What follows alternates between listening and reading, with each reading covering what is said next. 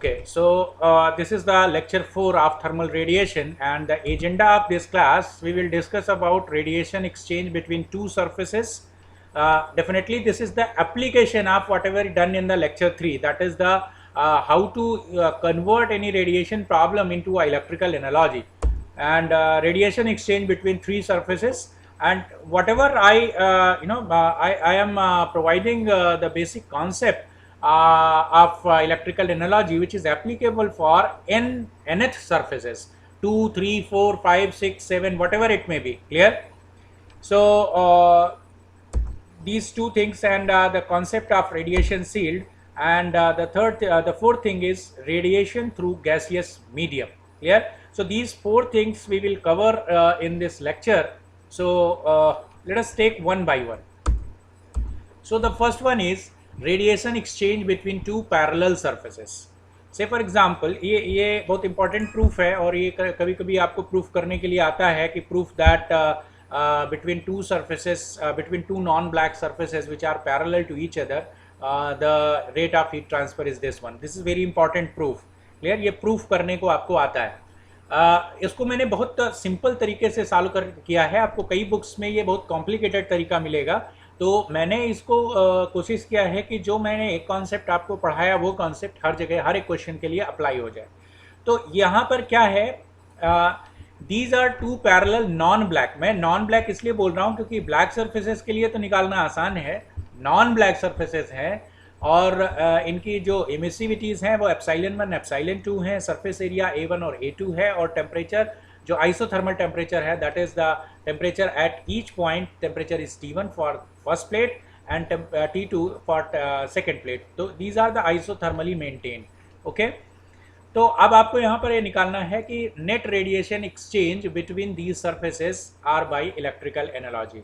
अब electrical analogy बनाने के लिए मैंने आपको लास्ट क्लास में बताया था, मैं फिर से यहाँ पर वो चीज़ रिपीट कर रहा हूँ, और मैंने दो आपको रेजिस्टेंस बताए थे जो कि लास्ट का जो क्लास था उसमें आपने बहुत चीज़ों को देखा होगा.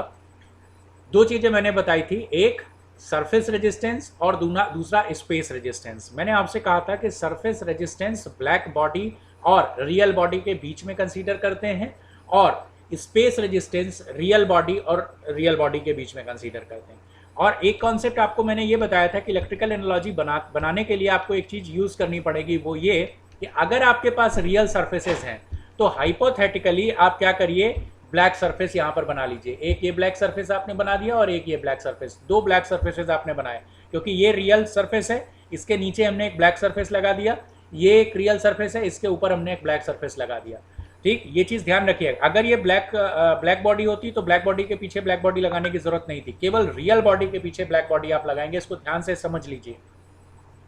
क्लियर? तो आपने ये ब्लैक बॉडी आपने यहाँ पर लगा दिया. अब ये जैसे ही आप ब्लैक बॉडी यहाँ पर लगाते हैं, वैसे क्या हो जाएगा, इसकी जो इमिसिव पावर है, ब्लैक बॉडी की जो इमिसिव पावर होती है वो क्या हो जाती है, दिस इज EB. क्लियर? तो ये वन सरफेस के अगेंस्ट में है तो EB1. रियल सरफेस की जो एमिशन पावर है वो क्या होती है, J1, radiosity, because it is a combination of that is the emitted radiation and reflected radiation. This is the again real body, तो इसकी पावर क्या होती है, this is the J2. Clear? और यहाँ ये ब्लैक बॉडी आपने हाइपोथेटिकली अप्लाई किया है, तो इसकी जो पावर होगी वो पावर क्या है, black body. So second surface की है तो सेकेंड सरफेस की ब्लैक बॉडी 2. तो देखिए कितने रेजिस्टेंस हो गए, एक रेजिस्टेंस यहाँ से यहाँ के बीच में, ये देखिए मैंने यहाँ पर इलेक्ट्रिकल एनालॉजी बना के आपको दिखाया, EB1 टू J1.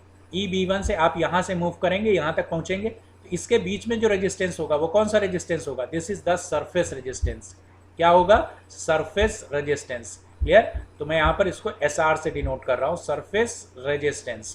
तो ये SR सरफेस रेजिस्टेंस मैंने प्रूफ करके आपको दिखाया था. This one is, if the epsilon 1 is the emissivity of this surface, so this one is 1 minus epsilon 1 upon A1 epsilon 1. इतनी बात आपको समझ में आई. अब दूसरा, आप रियल सरफेस से रियल सरफेस के बीच में अगर आप मूव करेंगे तो यहाँ की इमिसिव पावर J1 है और यहाँ की इमिसिव पावर J2 है, लेकिन यहाँ का जो रेजिस्टेंस है वो रेजिस्टेंस क्या होगा, space resistance. Clear? Space resistance, space resistance, space resistance R मैं लिख रहा हूँ. और स्पेस रेजिस्टेंस क्या होता है, अगर आप यहाँ से यहाँ की तरफ मूव कर रहे हैं तो आप स्पेस रेजिस्टेंस लिखेंगे 1 upon A1 F1 to 2, 1 to 2, ये भी मैंने आपको लास्ट क्लास में प्रूफ करके दिखाया। ये है स्पेस रेजिस्टेंस। क्लियर? तो ये space resistance 1/A1 F1 to 2 आपने लिख दिया। अब आप J1 to J2 यहां तक पहुंच गए आप। अगला रेजिस्टेंस लिखने के लिए फिर क्या करेंगे आप, इस रियल सरफेस से ब्लैक सरफेस की तरफ मूव करेंगे और यहां पर क्या आएगा, रियल सरफेस और ब्लैक सरफेस के बीच में हमेशा क्या आएगा, space resistance, surface resistance SR। और सरफेस रेजिस्टेंस सेकेंड सरफेस का कितना हो जाएगा, 1 - ε2/A2 ε2। इतनी बात आपको समझ में आ गई? ओके। तो यहाँ पर जो हम direction of heat flow consider कर रहे हैं वो डायरेक्शन 1 से 2 की तरफ ले रहे हैं। क्लियर? लेकिन अगर दो सरफेस हैं और आप चाहते हो कि हीट ट्रांसफर हम Q2 to 1 लें, Q2 to 1 कंसीडर करें, तो कोई दिक्कत नहीं है, आपका सेम इलेक्ट्रिकल सर्किट होगा। और सेम इलेक्ट्रिकल सर्किट में जब आप यहाँ से सेकेंड सरफेस से 1 की तरफ मूव कर रहे होंगे, उस समय पर जो स्पेस रेजिस्टेंस होगा वो कितना हो जाएगा, 1/A2, 1, क्योंकि आप सेकेंड से फर्स्ट की तरफ मूव कर रहे हैं, 1/A2 एंड F2 to 1। और अगर आप रेसिप्रोकल थ्योरम अगर आपको याद है तो A1 F1 to 2 should be equal to A2 F2 to 1। That means कि चाहे आप A1 F1 to 2 कंसीडर करिए या आप A2 F2 to 1 कंसीडर करिए, दोनों बातें एक हैं। और जो सरफेस का रेजिस्टेंस है वो सरफेस का रेजिस्टेंस चाहे सेकंड सरफेस से फर्स्ट सरफेस में आ रहे हो या फर्स्ट सरफेस से सेकंड सरफेस में आ रहे हो, दोनों सरफेसेस के रेजिस्टेंस वही रहेंगे, केवल स्पेस रेजिस्टेंस बदलता है। तो रेसिप्रोकल थ्योरम से कोई डायरेक्शन का इशू नहीं है, इस चीज का आप बेसिक समझ लीजिए। दैट मीन्स यहाँ पर हम ये कह सकते हैं कि Q1 to 2 should be equal to this is Q2 to 1। यही तो मतलब हुआ इसका। तो या तो आप Q1 to 2 कंसीडर करिए या Q2 to 1 कंसीडर करिए, दोनों की बातें एक है, चाहे आप Q1 लिखिए या Q2 लिखिए। तो चलिए मैं यहाँ पर लिख के दिखाता हूँ। अब सिंपल है, आपका इलेक्ट्रिकल एनालॉजी आ गया तो आपको यहाँ से हीट ट्रांसफर निकालना है, और heat transfer is equal to क्या हो जाएगा, this one is EB1 and this one is EB2। तो आपने क्या लिखा, EB1 - EB2 divided by summation of series resistance. तो this is the 1 - ε1/A1 ε1 plus 1/A1 F1 to 2 plus 1 - ε2/A2 ε2। ये लिखना अगर आपको आ गया तो रेडिएशन का सारा क्वेश्चन बहुत आसानी से सॉल्व हो जाएगा, अदरवाइज बहुत प्रॉब्लम होगी। क्लियर? तो इसको इलेक्ट्रिकल एनालॉजी में पहले सारे क्वेश्चंस को कन्वर्ट करना और फिर उसको इक्वेशन फॉर्म में लिखना। तो इक्वेशन फॉर्म में लिखना I = V/R ही है, सिंपल। तो ये आपने यहाँ पर ये चीज कर ली। अब यहाँ पर जो वर्क है वो है shape factor calculation, F1 to 2 का कैलकुलेशन है। अब F1 to 2 क्या है, ये एक पैरेलल प्लेट है, पैरेलल फ्लैट प्लेट है, और इसके ऊपर जो फ्लैट प्लेट है वो भी पैरेलल है, और पैरेलल है, इसकी कोई लेंथ नहीं है, it's a infinite long flat plate. Clear? तो याद होगा आपको मैंने एक चीज ये बताई थी कि अगर कोई फ्लैट प्लेट है और उसका शेप फैक्टर इटसेल्फ कैलकुलेट करते हैं, यानी F1 to 1 अगर आप कैलकुलेट करोगे F1 to 1, तो क्या हो जाएगी वो value, this value is equal to 0। ये अलजेब्रा से आपने लास्ट क्लास में मैंने अलजेब्रा आपको बताया था। तो F1 to 1 is equal to 0 as well as F2 to 2 is also 0, क्योंकि ये भी एक फ्लैट प्लेट है। क्लियर? अब यहाँ पर आप समेशन रूल अगर लगाएंगे, अच्छा एक चीज ये ध्यान रखिएगा कि समेशन रूल कैसे अप्लाई करते हैं। अब यहाँ पर कोई भी आपका थंब रूल नहीं है कि आपको मैं कोई थंब रूल बता दूं कि इस तरह से अप्लाई करेंगे। यहाँ पर आपको कॉमन सेंस यूज करना है कि आपको क्या कैलकुलेट करना है, शेप फैक्टर 1 to 2 कैलकुलेट करना है। तो अगर आप यहाँ पर सेकेंड सरफेस से लगाते हो समेशन रूल, तो आपको F2 to 2 plus F2 to 1 is equal to 1 मिलेगा। तो आपको पहले F2 to 1 की वैल्यू निकालो, फिर रेसिप्रोकल लगाओ। तो उससे अच्छा है कि आप यहाँ पर 1 सरफेस से लगाएं अगर समेशन रूल, तो समेशन रूल क्या हो जाएगा, F1 to 1 itself plus F1 to 2, दो ही एक ही सरफेस इनक्लोजर है, तो F1 to 2 should be equal to 1। F1 to 1 की वैल्यू कितनी है, 0।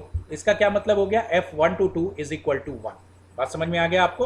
अच्छा, दूसरा, दोनों इनफाइनेटली लॉन्ग पैरेलल प्लेट हैं, इसलिए इनके एरियाज का कोई बहुत सिग्निफिकेंस नहीं है, इसलिए आप यहाँ पर A1 A2 should be considered as area, simple एक एरिया हम कंसीडर कर रहे हैं।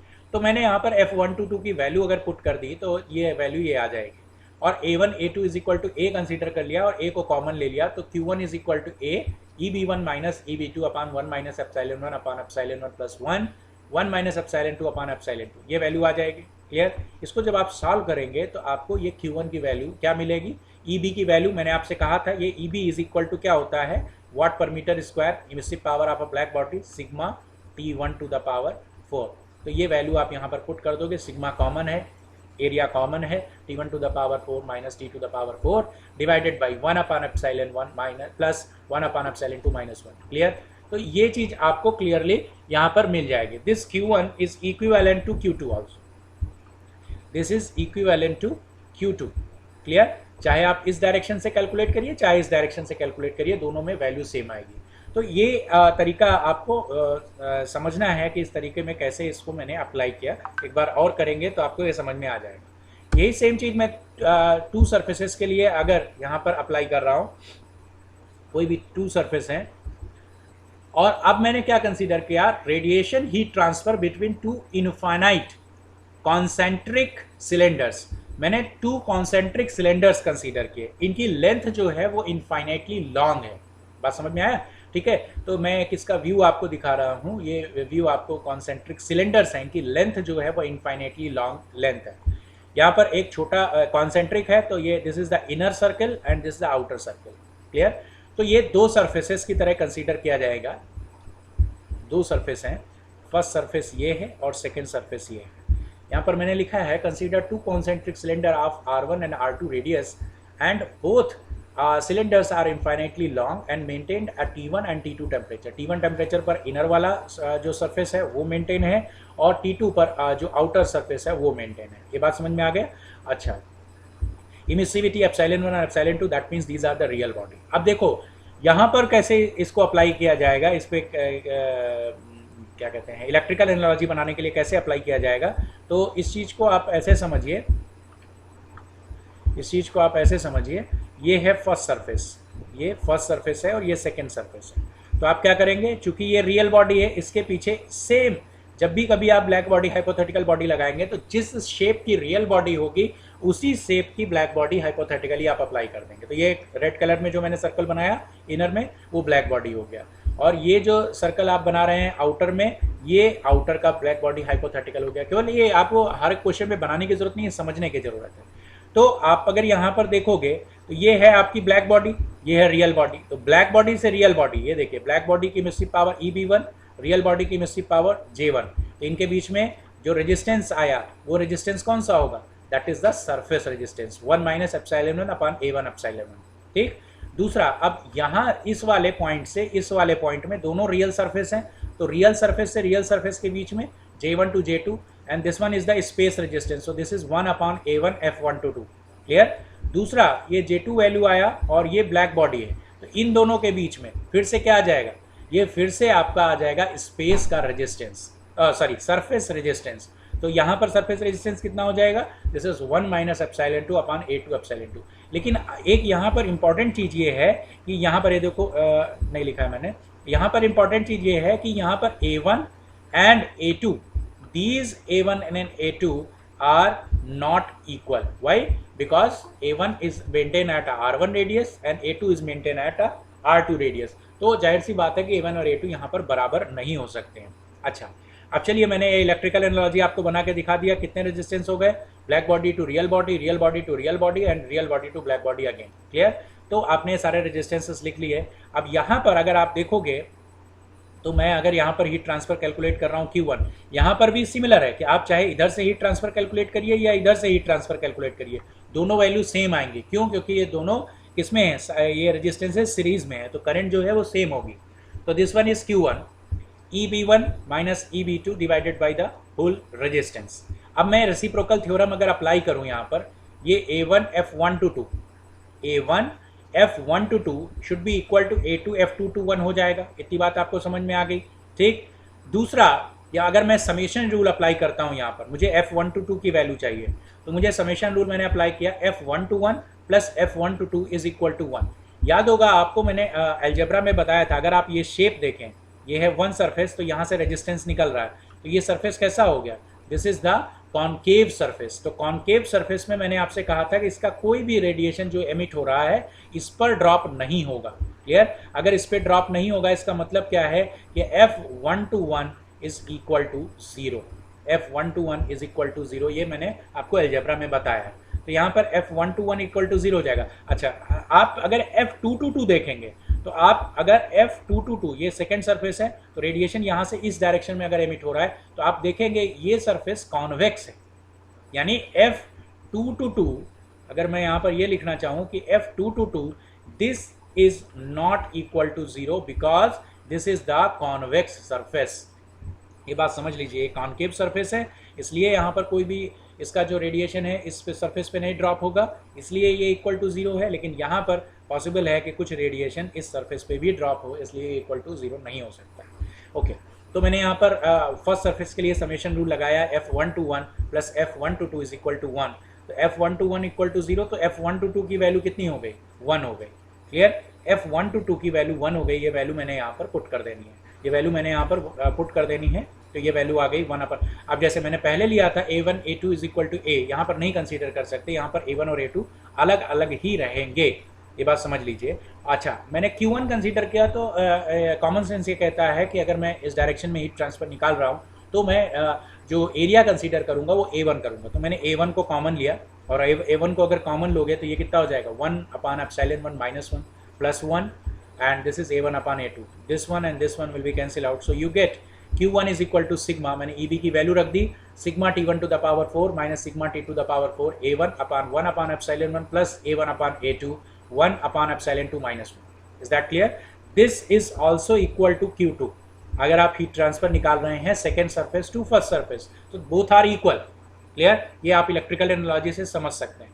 क्लियर? तो ये दोनों प्रूफ बहुत इंपॉर्टेंट है और प्रूफ करने को आते हैं, इसको आप दोबारा खुद से करिएगा तो ये चीज़ आपको और आसानी से समझ में आएगी। चलिए नेक्स्ट मूव करते हैं, radiation heat transfer between three surface. अब ये देखिए ये कितना आसान हो जाता है अगर आप इलेक्ट्रिकल एनालॉजी का बेसिक कॉन्सेप्ट आप समझ गए तो यहाँ पर 3 सरफेस 4 सरफेस जितने भी सरफेस हैं वो उनके लिए आप ये जो कॉन्सेप्ट है जो मैं बताने जा रहा हूँ वो आप अप्लाई कर सकते हैं। वही सेम कॉन्सेप्ट जो वहाँ पर था वही कॉन्सेप्ट यहाँ पर भी है। अच्छा, दूसरी अब मैं जो यहाँ पर मैंने लिया 3 इनक्लोजर्स का मैंने कंसीडर किया। 3 इनक्लोजर्स मतलब एक सरफेस जब जिस समय पर आप रेडिएशन एक्सचेंज निकाल रहे होंगे, मैंने कहा कि साइमल्टेनियस केवल आप एक साथ 2 सरफेस का ही निकाल सकते हैं, लेकिन 3 इनक्लोजर है। अब 3 इनक्लोजर कहने का मतलब यहाँ पर क्या है, टेक्निकली आप समझिए कि सपोज आपने 1 को रेफरेंस माना, आप 1 पर खड़े होकर देख रहे हैं कि 1 से रेडिएशन कितना निकल रहा है, तो जिस समय आप 1 को एज अ सरफेस मान रहे हैं उस समय पर सेकेंड और थर्ड उसके इनक्लोजर्स होंगे, ये बात आप समझ लीजिए। तो आप पहले इसका रेडिएशन निकालेंगे और फिर इसका रेडिएशन निकालेंगे, ये बात समझ गए। अब देखिए कैसे इनके क्वेश्चंस को सॉल्व किया जाता है। मैंने ये लिखा है, late us consider 3 arbitrary non black surfaces. Non black कहने का मतलब है कि उसकी इमिसिविटी होगी।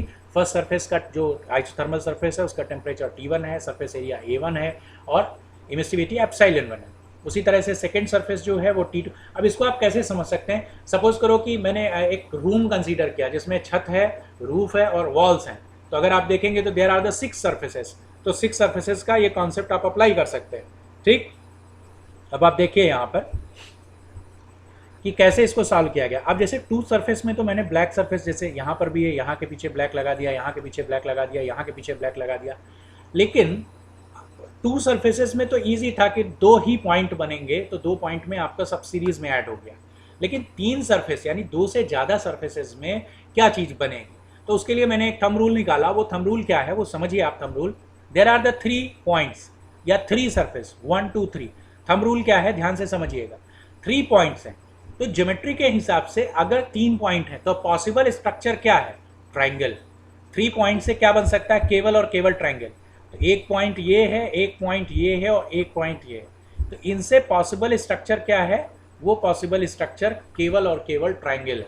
इसी तरह से अगर 4 पॉइंट्स हैं यानी अगर 4 सरफेस हैं तो 4 सरफेस से पॉसिबल क्या है, रेक्टेंगल या स्क्वायर, वॉट एवर इट में भी। शेप इतना इंपॉर्टेंट नहीं है, बस स्ट्रक्चर इंपॉर्टेंट है कि ये 4 पार्ट में होगा। इसी तरह से 5 है तो पेंटागन होगा, 6 है तो हेक्सागन होगा। क्लियर? तो ये चीज़ पहला थंब रूल ये है कि जितने सरफेस होंगे उससे पॉसिबल स्ट्रक्चर क्या है वो इंपॉर्टेंट है। अब इसमें जो ये इलेक्ट्रिकल एनालॉजी मैंने बनाई है वो कैसे बनाई जाती है वो चीज़ आप समझिए। उसको बनाने के लिए मैंने जैसे कहा कि स्ट्रक्चर आपने बनाया, जो ये आपने नोड्स बनाए, जितने सरफेस हैं उनको नोड बोलते हैं। नंबर 1 सरफेस, तो आप इसको नोड नंबर दे देंगे J1 क्योंकि ये रियल सरफेस है।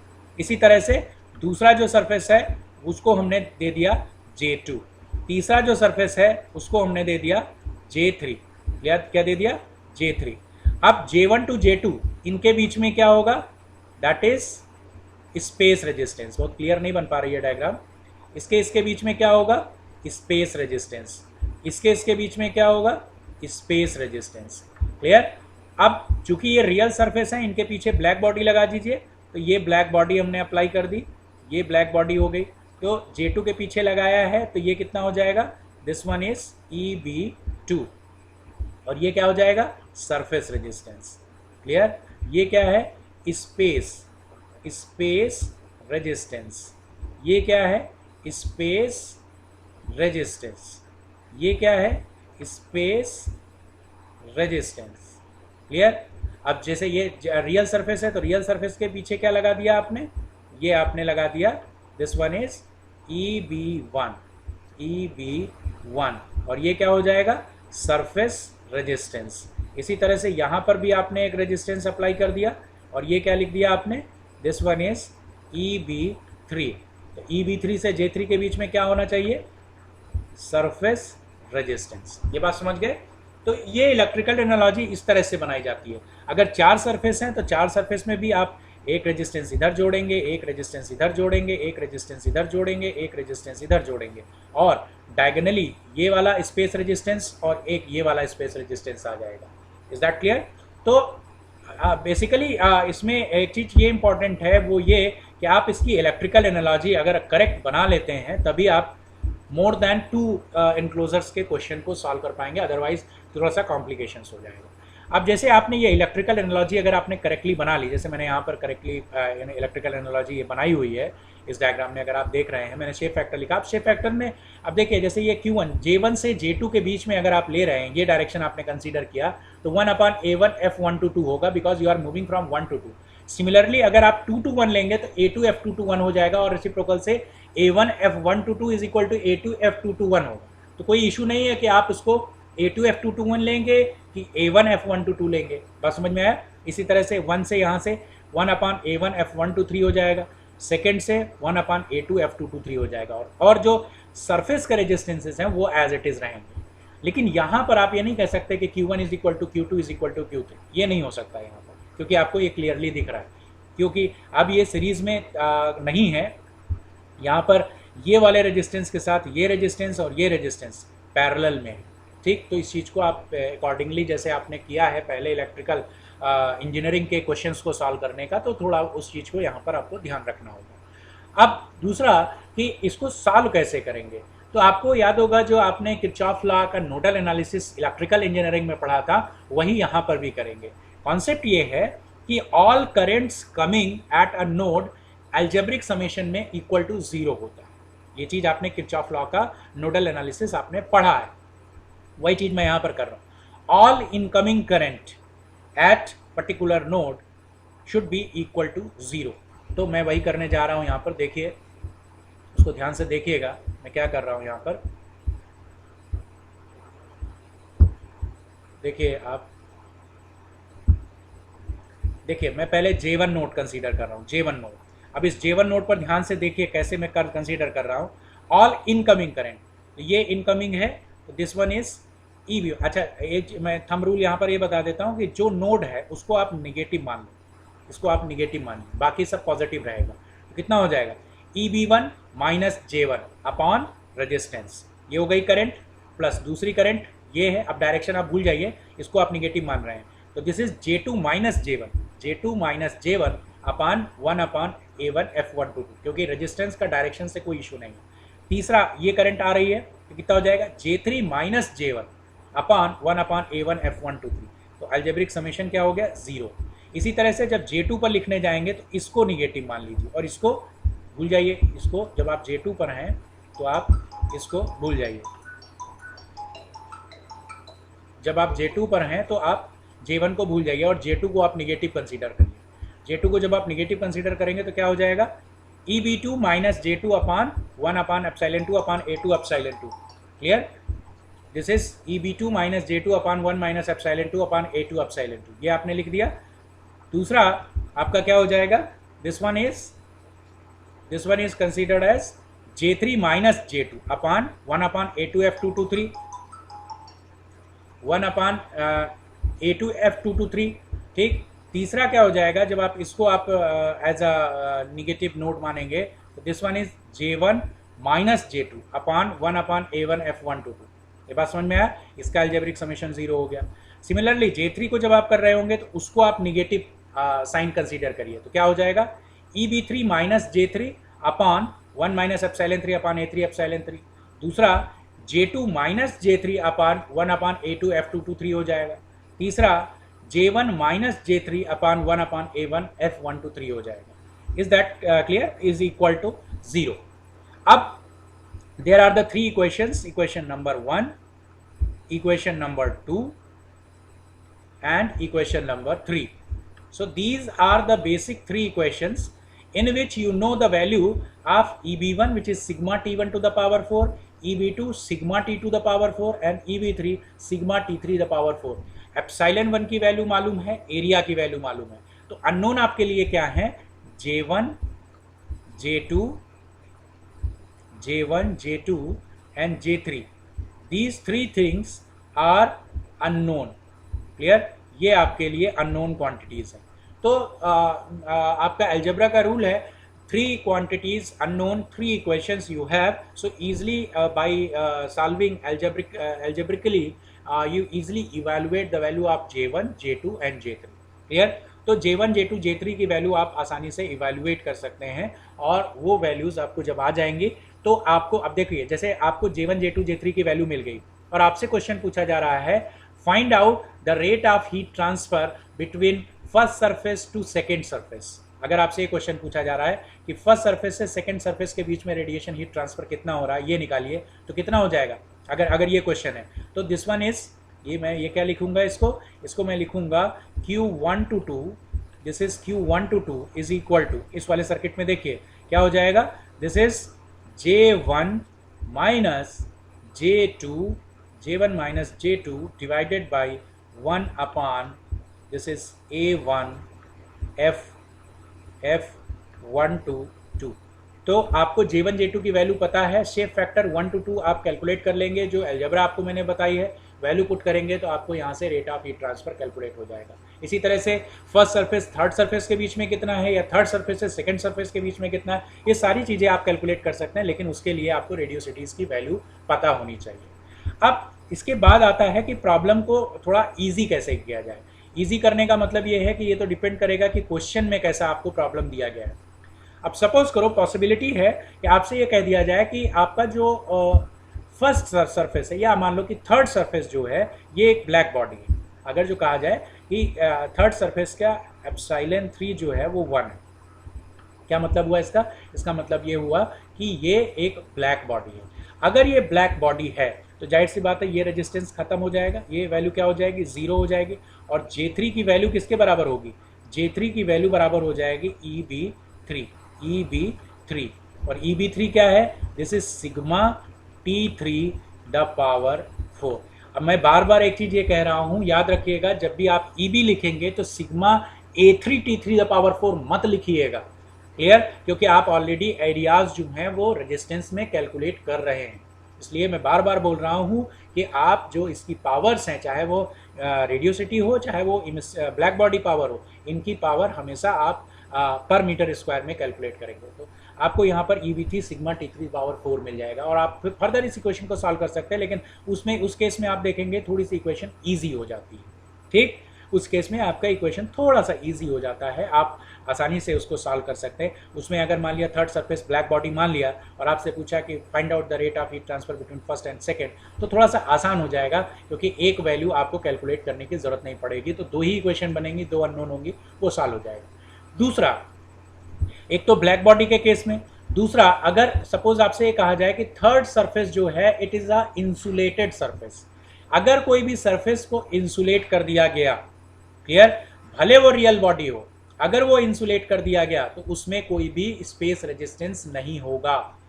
ठीक, उसमें कोई भी स्पेस रेजिस्टेंस नहीं होगा, वो भी ट्रीट किया जाएगा एज अ ब्लैक बॉडी। यानी किसी भी सरफेस को अगर इंसुलेट कर दिया जाएगा तो उस सरफेस को हम लोग ब्लैक बॉडी की तरह ही ट्रीट करेंगे, और इसका जैसे मैंने अभी बताया उस तरह से सॉल्व करेंगे। ठीक, तो कुछ मैंने इसमें साइलेंट फीचर्स लिख दिए हैं। इफ सरफेस 2 मैंने यहाँ पर लिखा कि अगर सेकेंड सरफेस को ब्लैक आर री रेडिएटिंग सरफेस का मतलब ये होता है कि उसको इंसुलेट कर दिया गया है, ठीक।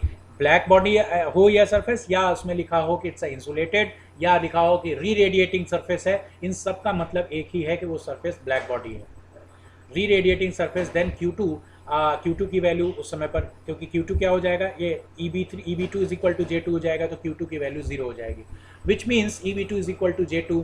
And if you want to calculate the radiation heat transfer between the second surface to the third surface, तो सेकेंड सरफेस से थर्ड सरफेस में you calculate J2 minus J3, जैसे मैंने पहले आपको बताया।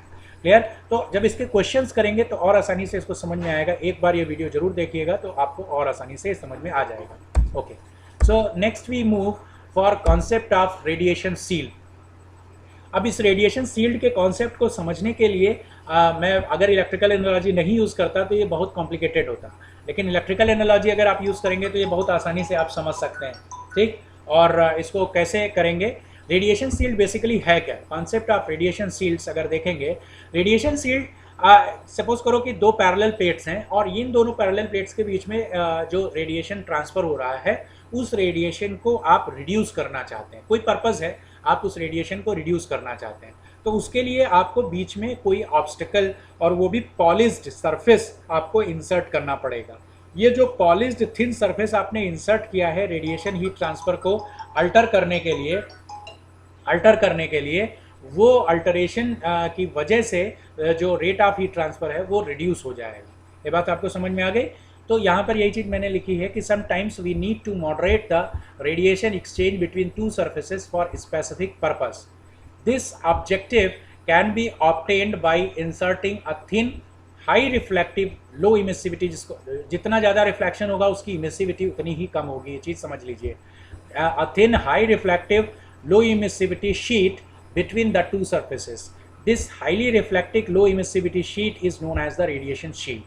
Now, due to radiation shield, the rate of radiation heat transfer decreases as by increases the resistance in path. Clear? जाहिर सी बात है कि रेजिस्टेंस बढ़ेगा, और कैसे बढ़ेगा वो इलेक्ट्रिकल एनालॉजी में मैं अभी आपको दिखाता हूँ।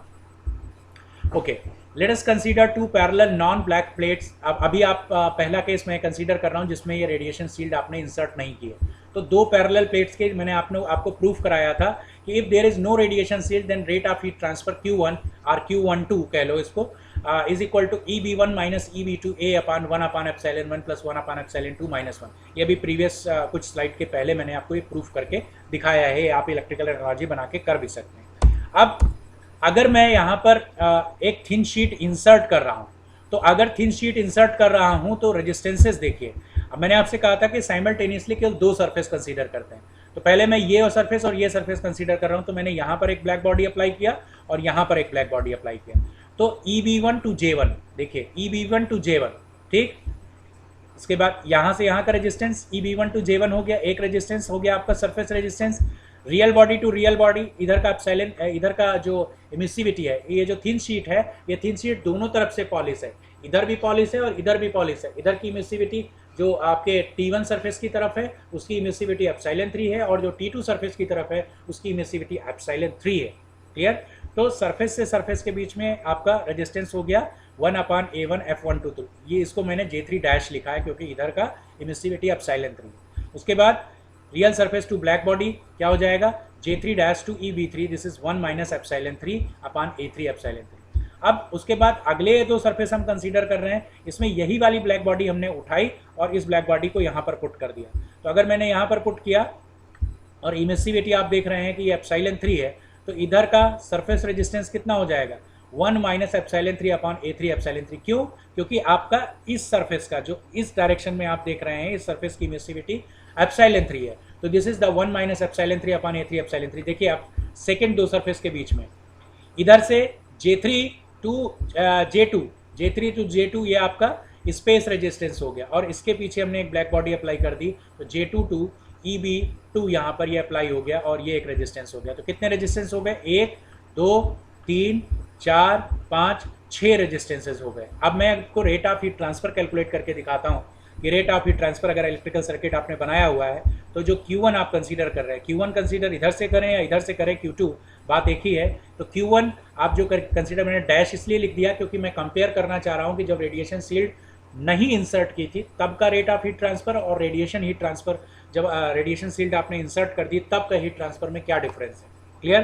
तो आपको क्लियरली ये चीज़ दिख रही है कि वहाँ के रेजिस्टेंस में और यहाँ के रेजिस्टेंस में अंतर है, यानी Q1 यहाँ पर ये चीज़ क्लियर है कि Q1 dash is less than Q1। Clear? ये चीज़ क्लियर है। तो यहाँ पर EB1 minus EB1 minus EB2 divided by resistance हमने कर दिया। और अब मैं यहाँ पर चूँकि infinitely long parallel plates consider कर रहा हूँ, इसलिए मैं यहाँ पर A1 जो इसका एरिया है और जो इसका एरिया है A3 और जो इसका एरिया है A2, चूँकि ये पैरेलल प्लेट्स हैं और इन्फाइनेटली लॉन्ग है, इनको मैंने सेम कंसीडर एरिया A लिख दिया है, इनको एरिया A कंसीडर किया है। सभी जने इसको एरिया A कंसीडर कर लिया है और एरिया A कंसीडर करने से शेप फैक्टर जो आया है, शेप फैक्टर F123, अगर मैं आप यहाँ पर देखेंगे मैं कैलकुलेट नहीं किया, मैंने सीधे मैंने F122 और F123 और F223 ये दोनों मैंने कैलकुलेट करके आपको दिखाना है। F123 कहने का मतलब क्या है और F223 कहने का मतलब यहाँ पर क्या है। सिमिलरली आपको यहाँ पर क्या करना है, समेशन रूल लगाना है यहाँ पर इसके और इसके बीच में, तो क्या हो जाएगा F121 plus F123 this equal to 1, यही तो होगा। और F121 इज इक्वल टू 0 क्योंकि ये एक फ्लैट प्लेट है। उसी तरह से आप वहाँ पर अगर देखेंगे थर्ड सरफेस में, तो मैं यहाँ पर लिख रहा हूँ सेकंड सरफेस में F222 plus F223 is equal to 1। तो F222 की जो वैल्यू है वो वैल्यू 0 के बराबर है। तो F123 is equal to 1 and F223 is equal to 1। तो ये वैल्यू मैंने यहाँ पर F123 की वैल्यू, ये वैल्यू और F322 की वैल्यू, क्योंकि F223 is equal to 1, F223 is equal to n, तो A2 F223 is equal to, reciprocal लगाइए, A3 F322 एरिया सेम है, A3 एंड A2 सेम है, F223 1 है, तो F322 की वैल्यू कितनी हो जाएगी 1। तो F322 की वैल्यू मैंने वहाँ पर 1 पुट कर दी। और इस इक्वेशन को अगर आप सॉल्व करोगे तो Q1 A को मैंने कॉमन ले लिया, तो Q1 dash is equal to EB1 minus EB2 A upon 1/1 plus 1/2 minus 1। Clear? और दूसरे ब्रैकेट में 1/3 डैश प्लस 1/3 माइनस 1। यानी अगर आप एक रेडिएशन शील्ड ऐड करते हैं तो इतना रेजिस्टेंस ऐड हो जाएगा, क्योंकि प्रीवियस वन में आपने देखा था EB1 minus EB2 A upon 1/1 plus 1/2 minus 1, इतना ही केवल आता था। अगर मैं इसको जनरलाइज करूं, now if you generalize the case, और मैं ये बोलूं कि जो शील्ड इंसर्ट की गई है वो n number of shield insert की गई हैं, तो आपने एक शील्ड इंसर्ट की थी तो आपका 2 रेजिस्टेंस आए थे, तो n शील्ड रजिस्टर करेंगे तो n+1 आएगा। देखिए ये जितने रेजिस्टेंस आ रहे हैं वो सारे के सारे रेजिस्टेंस कौन से हैं, due to the radiation shield जो आपने इंसर्ट किए। जो एक किया उसका ε3 डैश और ε3 है, तो 1/3 डैश प्लस 1/3 माइनस 1। एक और इंसर्ट की है जिसकी ε4 डैश और ε4 है, तो उसकी कितनी हो जाएगी, प्लस 1/4 डैश प्लस 1/4 माइनस 1। इसी तरह से nth वाले की कितनी हो जाएगी, 1/n dash n plus 1/n minus 1। बात समझ में आया?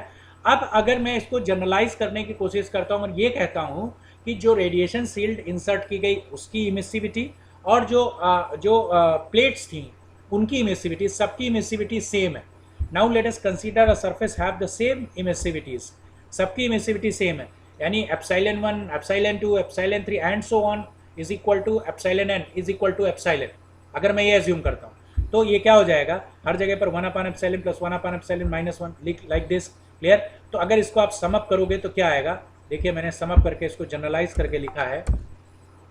समअप करने पर ये आएगा, and radiation shield without radiation heat transfer जो पहला केस था उसमें ये था। अब अगर मैं इसको समअप करता हूँ, अगर मैं यहाँ पर जो केस मैंने कंसीडर किया था पहला केस, उसमें भी इमिसिविटी सेम कर दी, तो ये 1/ε 1/ε माइनस 1। और इसमें आप देखोगे तो 1/ε plus 1/ε minus 1 plus 1/ε plus 1/ε minus 1 केवल एक के लिए। अगर nth कर दिया आपने तो कितना हो जाएगा, n+1 हो जाएगा, 1/ε + 1/ε -1 करके आप देखिएगा, सिंपल अलजेब्रा है। तो आप अगर इस पर्टिकुलर टर्म को देखें, ये पर्टिकुलर टर्म क्या है, Q1, that means radiation heat transfer with shield for equal emissivity Q1 dash is equal to 1/n+1 Q1। ये तब के लिए करेक्ट है, ये जो मैंने प्रूफ किया है, Q with shield is equal to 1/n+1 Q without shield when emissivities are same, emissivity is equal to constant. Clear? तो ये भी काफ़ी इंपॉर्टेंट प्रूफ है, तो ये चीज़ आप समझ लीजिए। लेकिन ये तभी के लिए है जब सारे जो आपने प्लेट्स ली हैं और जो आपने रेडिएशन शील्ड इंसर्ट की है उन सब की इमिसिविटी सेम होगी तब। क्लियर? अब एक इसका लास्ट पार्ट है छोटा सा, इसको भी डिस्कस कर लेते हैं। What is the radiation through gaseous medium? देखिए, अगर गैसियस मीडियम आपने इंसर्ट किया तो जाहिर सी बात है कि गैसियस मीडियम में कार्बन डाइऑक्साइड गैस है, हाइड्रोजन है, ऑक्सीजन है, ये सारी गैस रेडिएशन को एब्जॉर्ब करती हैं। तो अभी तक जो भी मीडियम आपने चूज़ किया था वो मीडियम में कोई भी एब्जॉर्बिटी नहीं थी, आपने नॉन मीडियम मान के किया था, या जो भी मीडियम था ये मान के किया कि उसमें कोई भी रेडिएशन एब्जॉर्ब नहीं हो रहा है।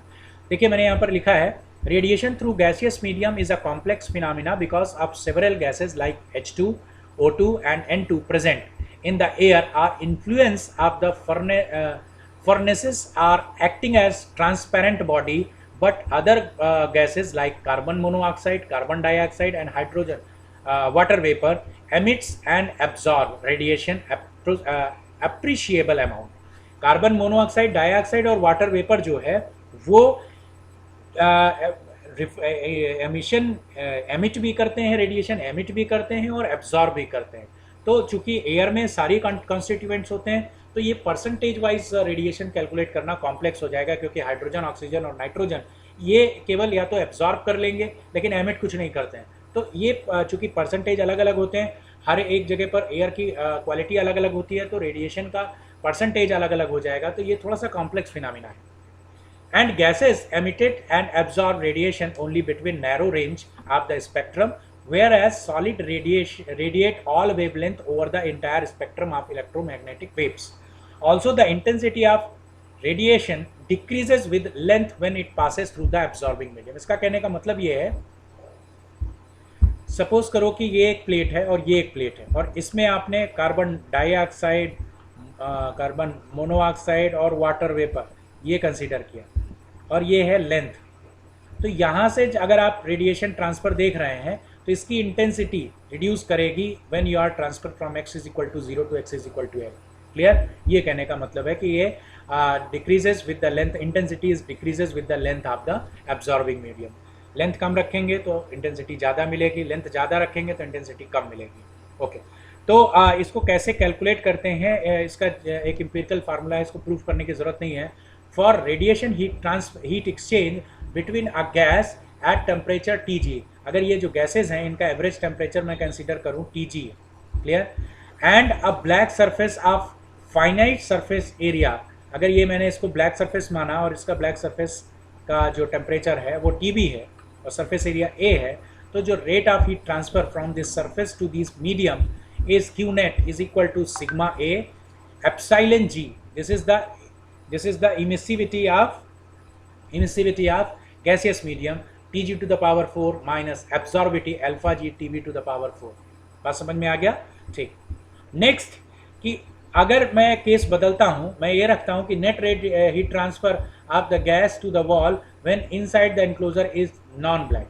क्लियर? यानी अगर मैं ये केस कंसीडर करता हूं यहाँ पर कि एक जो इनक्लोजर है जिसको आपने इनक्लोज किया है, ये जो इनक्लोजर है और यहाँ पर जो गैसियस मीडियम अवेलेबल है, और ये जो इनक्लोजर आपने लगाया ये नॉन ब्लैक है।